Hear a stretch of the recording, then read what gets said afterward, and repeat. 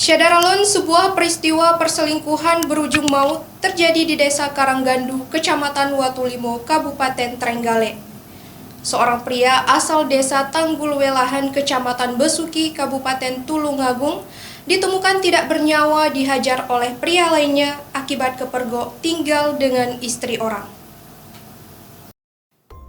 Jasad pria 33 tahun berinisial RHM ditemukan di sebuah ladang dalam kondisi tengkurap dan bertelanjang dada pada Sabtu sore lalu.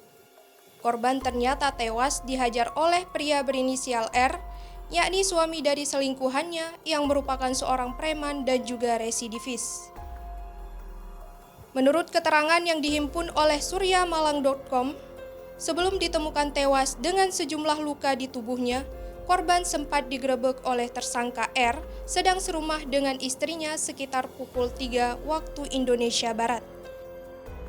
Informasi lainnya mengatakan bahwa korban sudah bersama dengan selingkuhannya itu selama 3 hari. Lalu saat digerebek, korban sempat kabur keluar rumah namun ditemukan meninggal dunia oleh warga setempat 3 jam kemudian. Berdasarkan hasil autopsi dan sejumlah keterangan sementara dari saksi, korban diduga kuat dianiaya oleh R, meskipun ada dugaan lainnya korban tewas karena serangan jantung. Tersangka kini ditahan untuk keperluan penyelidikan dan dijerat pasal 351 ayat 1 sub ayat 1 KUHP dengan ancaman 5 tahun penjara. Demikian Syadaralun, jangan lupa subscribe channel YouTube Serambi On TV dan baca informasi menarik lainnya di serambinews.com.